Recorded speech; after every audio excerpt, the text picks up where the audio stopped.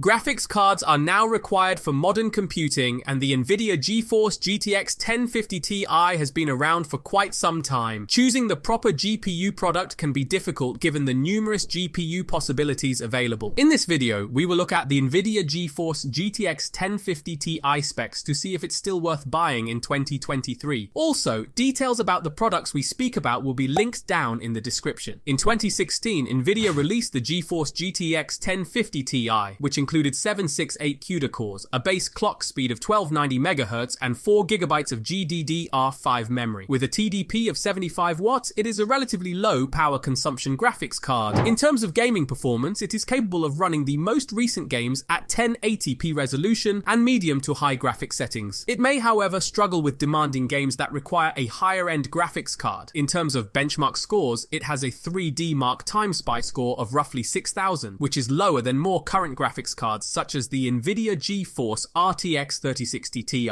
which has a score of around 16,000. The GTX 1050 Ti is based on the same GP107 processor as the GTX 1050. However, it is configured differently. The 1050 has fewer CUDA cores, but they run at a faster clock speed. The 1050 is likewise limited to 2 GB of RAM. The 1050 Ti has a maximum thermal design power of 75 watts. There's no room for more because the card draws power from the PSU via a PCIe power socket. The GTX 1050 Ti may draw all of its power directly from the PCIe slot. The GTX 1050 Ti is the fastest budget GPU on the market, handily outperforming the RX 464GB, though that card is somewhat less expensive. The RX 460's finest games in our suite are Hitman and Deus Ex, where the 1050 Ti is still approximately 10% faster in most circumstances, though the 460 does manage a tie in DXMD at 1080p medium. In other games, Nvidia's advantage can be significant, such as the 40 to 50% lead in Civ 6, the 35 to 40% lead in Fallout 4, and up to 70% in GTA 5. Even in traditionally AMD-centric games like Ashes and Doom, the 1050 Ti outperforms the RX 460 by 25 to 30%. In almost every currently available game, it achieves 60 frames per second at good or better quality at 1080p. Of course, overclocking is feasible, and with the EVGA Precision X16, I was able to add another 150 MHz to the core speeds, while the GDDR5 proved capable of plus 350 MHz and more. When combined with enhanced power and thermal targets, as well as greater fan speeds, the GTX 1050 Ti's performance rose by around 10%. To summarize what the GTX 1050 Ti has to offer right now, the GTX 1050 Ti is a low-cost graphics card that can nonetheless perform well in gaming and other graphics-intensive jobs. It doesn't take much power to operate, having a TDP of under 75 watts, making it a good choice for systems with constrained power supply. It is a compact graphics card, making it suitable for installation in small form factor PCs or home theater PC designs. It supports the most recent graphics API, making it compatible with the most recent games and apps. While it may not be as powerful as other newer and more costly graphics cards, its 4 GB of GDDR5 memory allows it to perform well in a wide range of games and apps. Overall, the 1050 Ti